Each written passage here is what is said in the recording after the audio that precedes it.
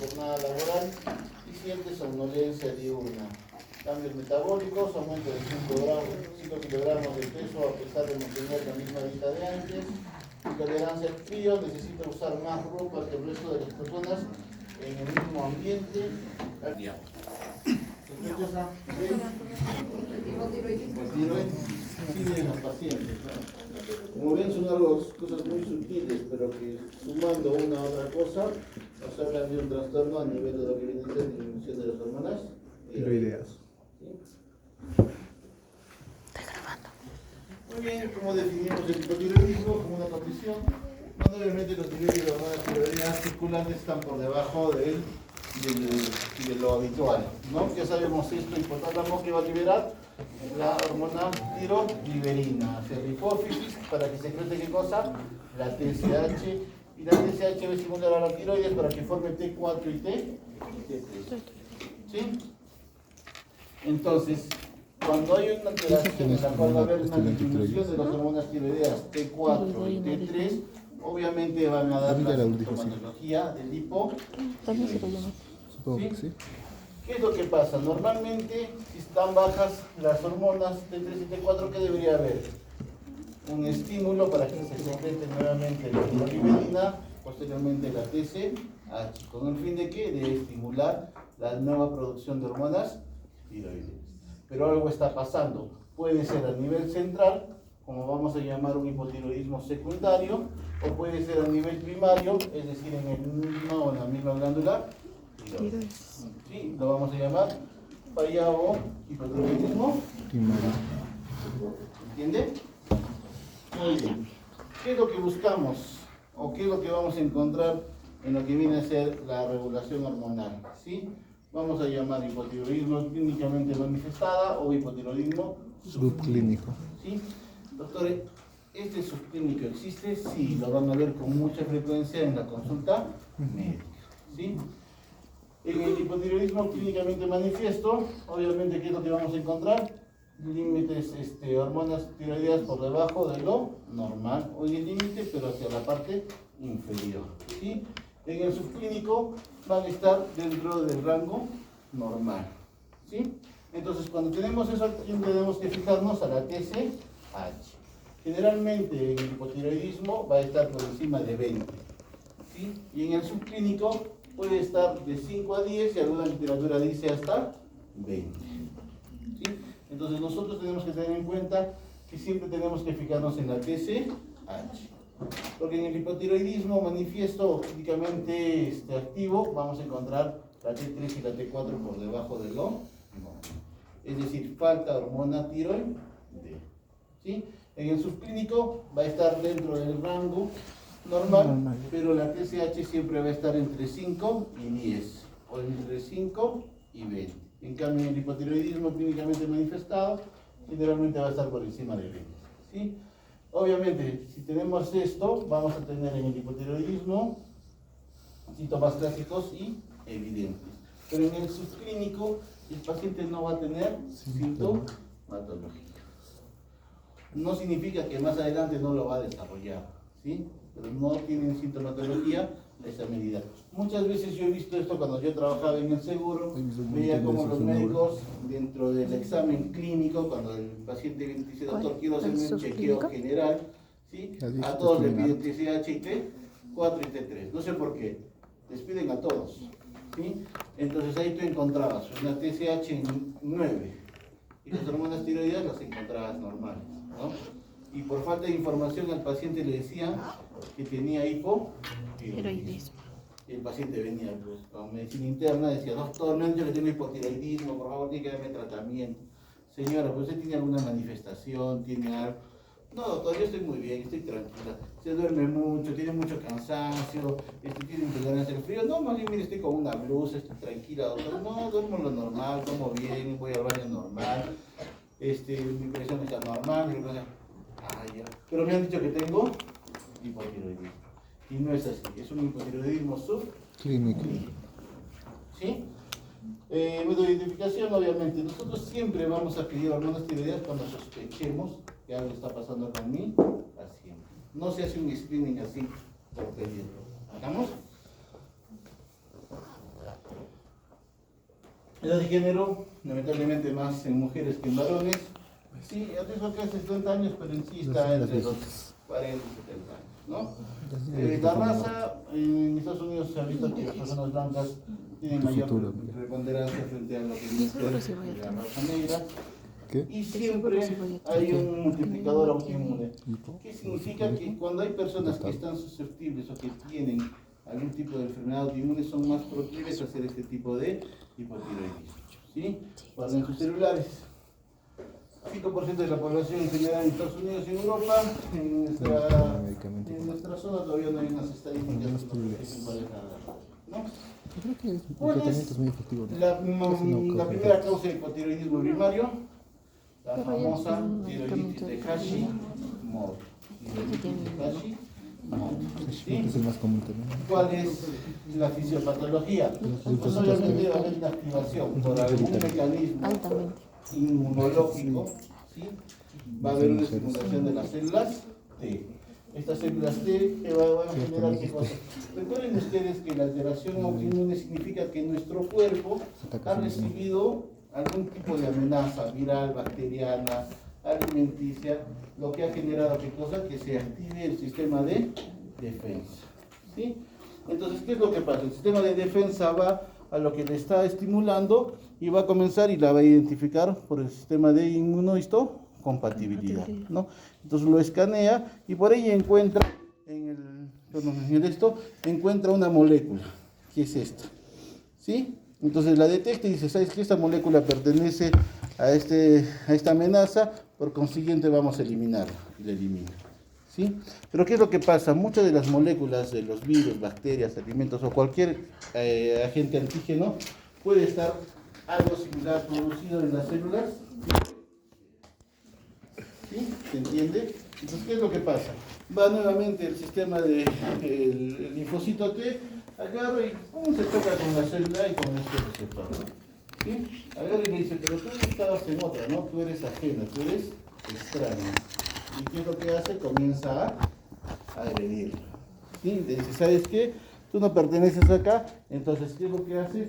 Se genera la activación de los linfocitos T. Los linfocitos T también secretan unas enzimas. ¿A quién van a llamar? A los linfocitos B. ¿Sí? Y todo eso genera ¿qué cosa? Que haya una infiltración linfocítica en el tejido. ¿Cuál es su misión? Eliminar a la molécula sospechosa. ¿Estamos? Así funciona el sistema inmune en cualquier enfermedad. En el Guillain-Barré, en el eritematoso sistémico, en las vasculitis, en cualquiera se genera. Esto obviamente que va a generar con el tiempo, va a generar inflamación y fibrosis. ¿Qué es lo que se está destruyendo? Las células foliculares. ¿Sí? Que al destruirse las células foliculares, ¿qué es lo que va a haber? Disminución de la T3 y T4. De T3 y de T4. ¿Se entiende? Esta es la famosa tiroiditis de Hashimoto. Lo digo ¿por qué? Porque siempre recuerden que itis es igual a inflamación. ¿Sí? Entonces, al principio de esta enfermedad hay una inflamación producida por esta reacción que va a generar la destrucción final de todas las células foliculares y por consiguiente la disminución en la producción de hormonas tiroideas. ¿Entiende? Acá, bueno, platillos modernos, el uso de inhibidores del punto de control, inmunitario o cualquier estímulo que la genere, asociación, puede presentarse aislada o en síndromes autoinmunitarios. Como les decía anteriormente, personas que ya han tenido algún tipo de afectación inmunitaria pueden ser susceptibles más aún a tener una tiroiditis de Hashimoto. ¿Sí? Pues el papel de los anticuerpos, se pueden formar los anticuerpos antiperoxidasa y antitiroglobulina. Especialmente estos anticuerpos se van a formar ante estos receptores. Ante la peroxidasa, que se acuerdan que es la que va a generar la desyodación. ¿Sí? Y la tiroglobulina obviamente es la que va a llevar toda la carga de T3, T4, de monoyodo y diyodo dentro de la célula. Entonces, a ese tipo de tejidos o a este tipo de enzimas o de proteínas va a ser donde van a actuar los anticuerpos, ¿no? Muy bien. Etiologías primarias. Esa es la más común, pero también hay otras etiologías, como daño estructural y radioterapia. ¿Sí? Si a una paciente le encuentran un nódulo y ese nódulo resulta ser un cáncer, ¿qué es lo que hay que hacer? Extirpar. Especialmente los cánceres de tiroides son bastante agresivos, los folliculares y los papilares sobre todo, ¿no? Entonces, ¿qué es lo que vamos a hacer? Una tiroidectomía, ¿sí? Y no se hace parcial, se hace total. Algunos hacen parcial en niños, pero a veces recidiva y hacen metástasis, es un problema. Entonces hacemos tiroidectomía completa. Obviamente, si se hace con la tiroides, mi paciente va a quedar hipotiroideo. ¿Se entiende? Porque ya saqué la tiroides, ya no hay otra forma en que pueda secretar. Lo otro es a través de la radiación, directamente. ¿Por qué? Porque puedo tener un nódulo hiperfuncionante o puedo tener un bócio multinodular que son hiperfuncionantes, por ejemplo en las enfermedades de Graves, en el hipertiroidismo, en la tirotoxicosis. Entonces yo para tratar de frenar esa producción de tiroides, de hormonas tiroideas, ¿qué es lo que hago? Le doy yodo radioactivo. Mi intención es quemar a la glándula, ¿sí? Darle exceso de yodo para que el exceso de yodo agarre y la célula folicular como que se infarte y ya no deje de funcionar, ¿sí? Pero ¿qué es lo que pasa? Este yodo radioactivo no va solamente a las células hiperfuncionantes, sino a toda la glándula. Y por consiguiente, si va a toda la glándula, va a dejar a mi paciente hipotiroideo. ¿Sí? Y la otra es radiaciones por otro tipo de tumores que se encuentran en el cuello, hacen radioterapia. Ahora es menos frecuente porque las radioterapias ya son mucho más dirigidas, pero de todas maneras pueden lesionar a los tejidos circundantes y la tiroides también se puede dañar. Hay otras como la tiroiditis indolora subaguda de Kerr-Breinum, puede dejar hipotiroidismo permanente. Recuerden, las tiroiditis son inflamaciones, ¿sí? Si esta inflamación se localiza y se delimita en el tiempo, obviamente no va a generar hipotiroidismo, ¿sí? Pero si esta tiroiditis es silente, subaguda o es de larga data, sí puede generar con el tiempo, ¿qué cosa? Alteración de toda la glándula. Y esta glándula va a dejar de funcionar. Lo mismo pasa en la tiroiditis de Reide, ¿sí? Y en infiltraciones sistémicas como la hemofeumatosis o la amiloidosis. Famosísimos medicamentos también pueden generar la famosa amiodarona. Ustedes ya han hecho cardio, ya saben qué es la amiodarona, ¿no? ¿Qué es? Un antiarrítmico, ¿no? De la clase 3, ¿no? De la clase 3. ¿Cuál es la característica de la amiodarona? Que tiene mucho yodo. En su composición, casi un 20-40% de la composición de la amiodarona es yodo, ¿sí? Entonces, ¿qué es lo que pasa? ¿Sí? Mayormente a altas dosis le da mucho yodo a la célula y esta célula puede reaccionar mal al yodo, especialmente células que son sensibles a la misma, ¿sí? Y como puede haber un exceso de yodo, hace de que la célula deje de funcionar y el paciente puede entrar en hipotiroidismo. Pero ojo, también puede producir hipertiroidismo porque también el exceso de yodo puede llevarse de otra manera y puede generar mayor formación de hormonas tiroideas, ¿sí? El litio, ¿para qué lo usábamos el litio? Antidepresivo. Esquizofrenia, ¿no? Antes se usaba mucho litio, hasta ahora algunos pacientes, ¿no? Ya no se usa mucho, pero también se ha asociado a casos de hipotiroidismo, ¿sí? En la secundaria, mayormente ya sabemos dónde vamos a ir a buscar el problema, a nivel de hipotálamo y de la hipófisis. ¿Cuál es la causa más importante? Tumores adenomas. ¿Sí? O cualquier tumor hipofisiario que puede generar, ¿qué cosa? Disminución de la secreción de TSH. ¿Sí? El hipotiroidismo central casi siempre se acompaña de hipogonadismo e insuficiencia suprarrenal. ¿Por qué? Porque puede estar asociando a otro eje que puede ser la ACTH o puede ser las gonadotropas. ¿Sí? El hipotiroidismo congénito carencial. Mayormente recuerden ustedes que mientras el bebito esté en el vientre de la madre, ¿qué es lo que va a pasar? La madre le va a dar hormona tiroidea, ¿sí? A través de la placenta, y por eso que el niño puede desarrollarse en forma normal. Cuando nacen son niños normales, ¿sí? Pero ¿qué es lo que pasa? Como su nombre dice, congénito, puede ser que haya alguna alteración en la transcripción genética, puede ser que tenga hipoplasia de la tiroides, que no tenga tiroides o que tenga una tiroides no funcional. En este caso, cuando ya en el posparto comienza a desarrollarse el niño, ahí es donde se ve la sintomatología. Obviamente, si no tiene hormonas tiroideas, ese niño no va a crecer, no va a desarrollar adecuadamente tanto física como intelectualmente, ¿sí? Por eso ahora se trata de evitar esto, ¿cómo? Haciendo el test en el nacimiento. A todos los bebitos que nacen les hacen una prueba de tiroides sacándole una muestrita de sangre, ¿no? Eso es despistaje ya que se hace a todos los niños. La nutricional es lo que veíamos anteriormente, como les decía, en zonas donde no había acceso al yodo, ¿sí? Entonces ahora ya se evita eso y es mucho menos grave. Manifestaciones clínicas, bueno, esto ya lo habíamos visto en la parte de la introducción que han hecho sus compañeros, ¿no? Sabemos que si, yo siempre les doy el ejemplo, ¿no? La hormona tiroidea es como la gasolina del carro, es como el acelerador de un motor, de un carro, ¿sí?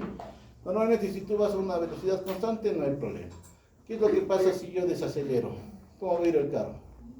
Más lento, ¿sí? Entonces lo mismo pasa con las hormonas tiroideas. Si hay menos hormonas tiroideas, el metabolismo va a ser muy lento. Y se va a manifestar a nivel neurológico, metabólico, cardiovascular, alimentario, reproductivo, etc. ¿Sí? Como decía, el caso clínico, son pacientes que vienen con enlentecimiento, tienen menor captación, son pacientes bradipsíquicos. Dices 2 más 2, yo tengo pacientes que he contado hasta 10, 15 segundos en que me digan cuánto es 2 más 2. ¿No? Entonces, así de lento está su metabolismo, ¿sí? A nivel cardiovascular, obviamente, ¿qué es lo que va a generar? Bradicardia, hipotensión y todo lo que habíamos visto en la parte de fisiología.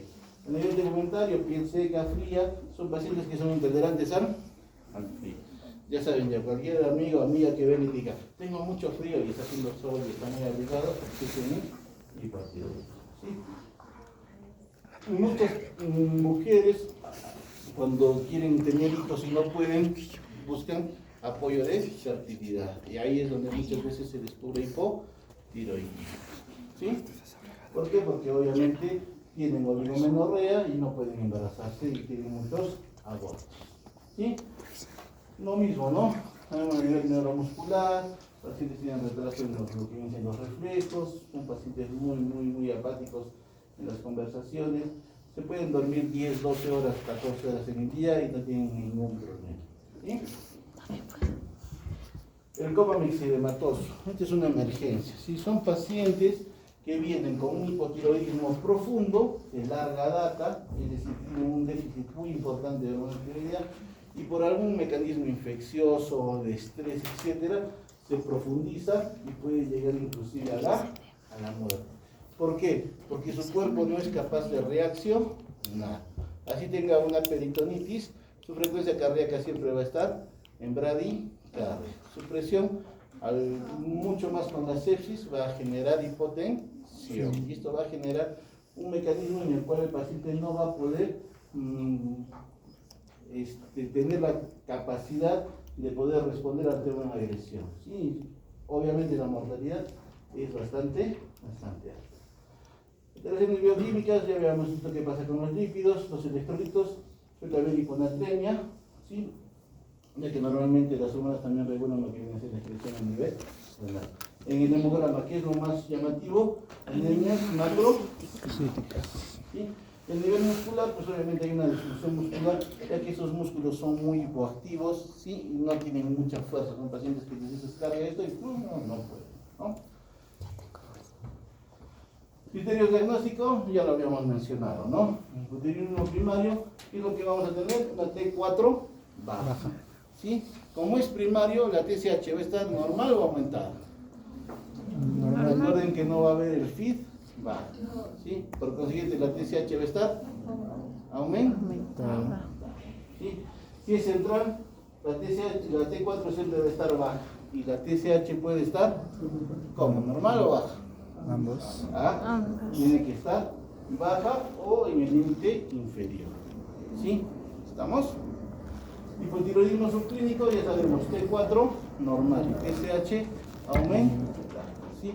Y es la que determina el hipotiroidismo, siempre que recuerden que no es la TSH, sino que es la T4, ¿sí?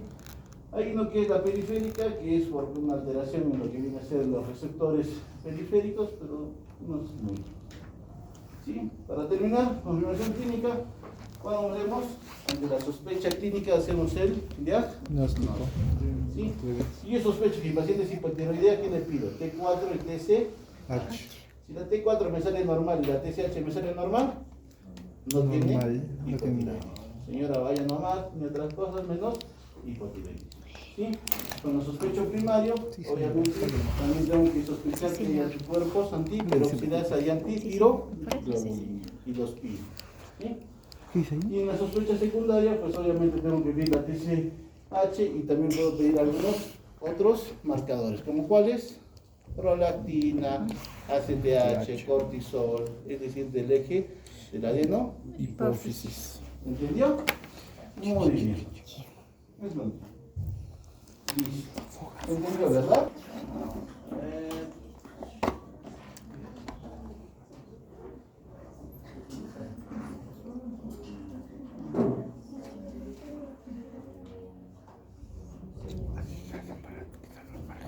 De 32 años de edad, profesora de primaria, motivo de consulta, palpitaciones, nerviosismo y pérdida de peso.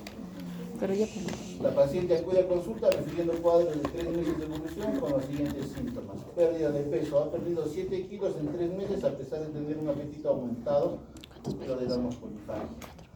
Síntomas cardiovasculares, palpitaciones frecuentes, incluso en reposo y sensación de falta de aire al subir las escaleras. Neuropsiquiátrico, ansiedad extrema, irritabilidad extendidos y los reflejos osteotendinosos son aumentados, lo que denominamos hipertiroidismo. Sospecha clínica, Hipertiroidismo. este ya está bien. Hipertiroidismo. ¿Sí? Muy bien. Hipertiroidismo, sí, también van a ver en el libro, recuerden que nos basamos en qué, ¿en cuál? Harrison.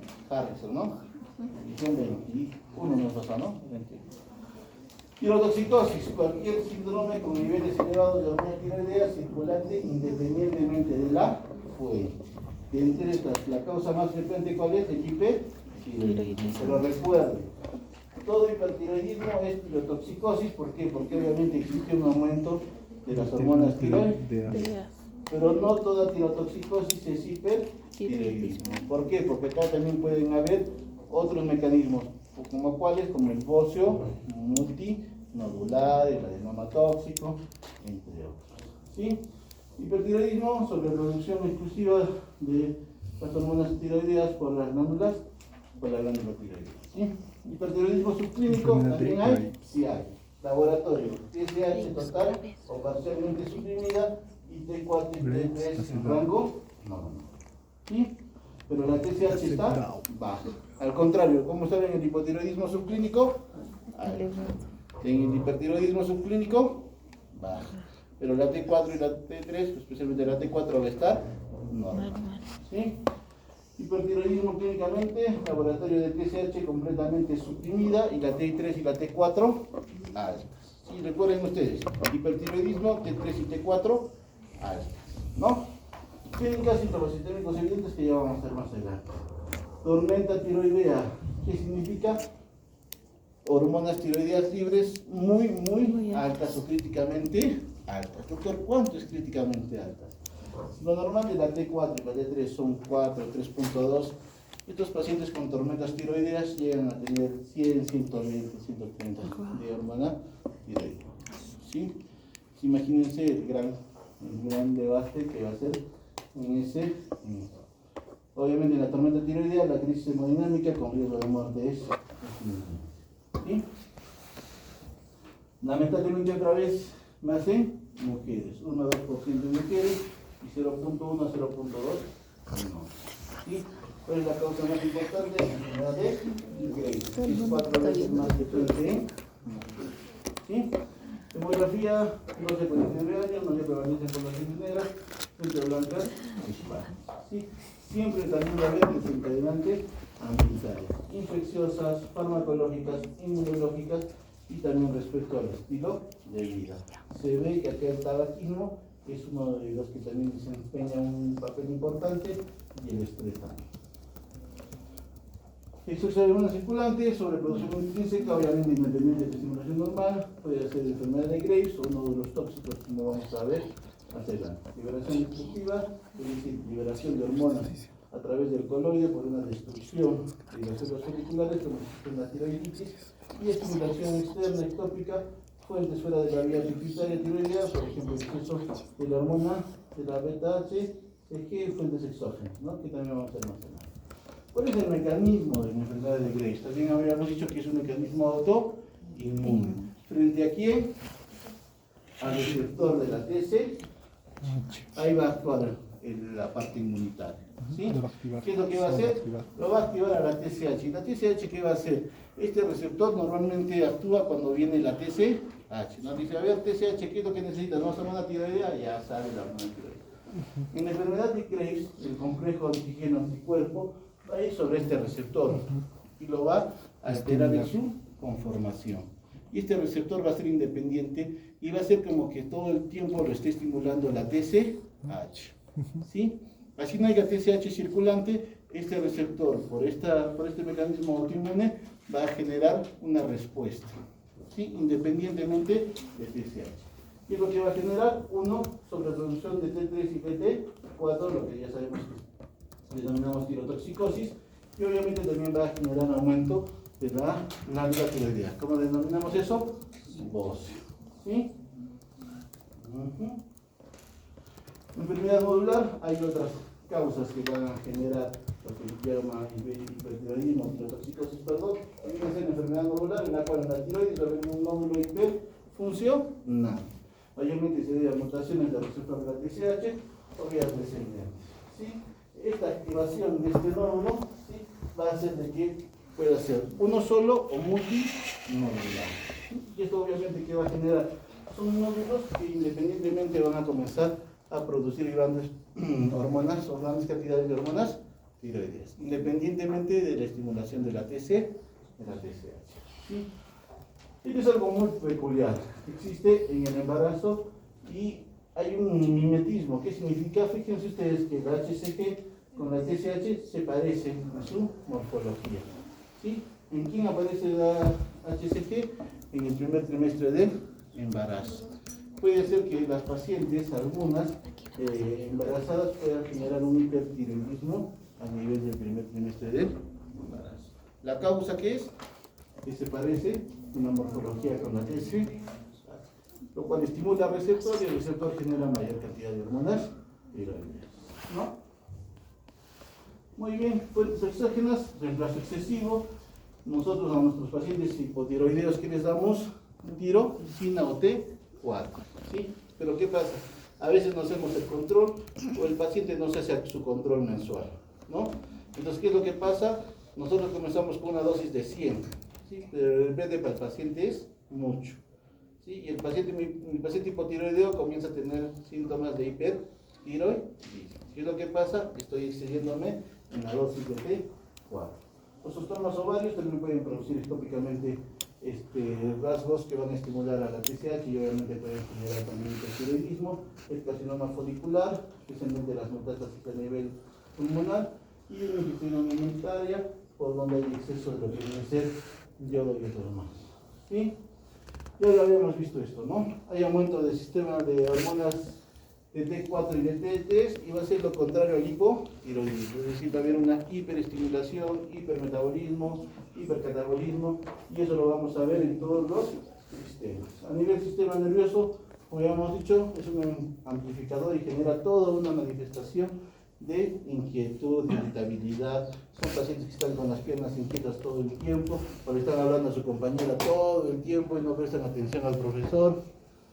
¿Sí? Sistema cardiovascular, aumento masivo de la demanda hemodinámica, hipertensos, taquicárdicos, hipervolémicos y obviamente van a generar trastornos más adelante miocárdicos. A nivel de metabolismo del músculo, también hacen que el músculo tenga un catabolismo muy importante, adelgaza el músculo con el tiempo y obviamente puede generar alteración. En paciente joven se habla sobre la presentación clásica, todo lo que habíamos visto en el caso clínico y las manifestaciones fisiológicas. El problema son en los pacientes ancianos. En los pacientes ancianos, como ya su metabolismo también es diferente, pueden presentar lo que llama el hipertiroidismo apático. Son otra forma de presentación en este tipo de pacientes, ¿sí?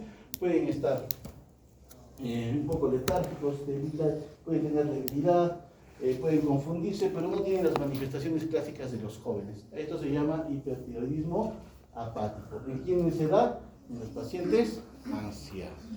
¿Sí? Muy bien, ya no vamos a recalcar en todas las alteraciones que habíamos visto desde el punto de vista fisiológico, pero para que ustedes se den cuenta que el hipertiroidismo o el exceso de hormonas tiroideas va a actuar a nivel de todos los sistemas. En el Graves sucede algo particular, tiene una triada, ¿cuál es? Bocio, palpable, ¿qué más?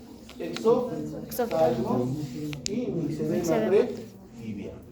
Esa es la triada de Graves. Y también se asocia o no la atropagia tiroidea, que son como deditos en palillos de tambor. ¿Sí? El exoftalmos se debe a que esta hiperproducción de hormonas tiroideas y de estos receptores de TSH va a hacer que se secreten retrocularmente. ¿Qué cosa? ¿Cuál era la sustancia que se secretaba? Mucopolisacáridos. ¿Sí? También la estimulación de la TSH a este nivel va a hacer de que se genere, de las hormonas tiroideas va a hacer que se genere un edema. Y ese edema, como está retrocular, ¿qué es lo que va a pasar con el tiempo? Va a comenzar a empujar al ojo. ¿Sí? Y a medida que vaya generando el exoftalmos, los párpados que normalmente cierran y protegen al ojo van a ir quedando cada vez más abiertos. ¿Sí? ¿Y qué es lo que pasa cuando este párpado ya no va a poder ocluirse? ¿Qué va a pasar con el ojo? El ojo va a estar expuesto. Desde una quemosis hasta una ulceración de córnea. Todo esto va a producir ¿qué cosa? La ceguera cognitiva. El mixedema es el edema duro que queda a nivel pretibial, pero también puede irse a otras zonas y recuerden que tiene la característica de que es algo eritematoso. Y la atropagia, pues obviamente son estos deditos en el dedillo del tambor, ¿sí? Entonces las ollas también pueden ser un poco más quebradas. Diagnóstico para hipertiroidismo, ¿qué es lo que vamos a medir? Para saber si es primario o secundario, la TSH. Si la TSH está suprimida, ¿qué es? ¿Primario o secundario? Secundario. ¿Ah? Si la TSH está suprimida, ¿secundario o primario? Secundario. Si la TSH está alta, ¿secundario? ¿No? Recuerden, siempre la T4 y la T3 es mujeres en edad fértil, realizar siempre una prueba de embarazo para excluir hipertiroidismo inducido por el embarazo por exceso de ATC. ¿Sí? Entonces acá recuerden ustedes, siempre, ¿sí? La ratio predomina de T3, obviamente va a estar más asociada a la enfermedad de Graves o a una enfermedad tiroidea. Y cuando el predominio va a ser de T4, lo más probable es que sea una tiroiditis que está generando que se vaya distribuyendo la glándula, y como la hormona más en mayor cantidad que se encuentra en la tiroides es esta T4, esa es la que va a secretarse mayormente.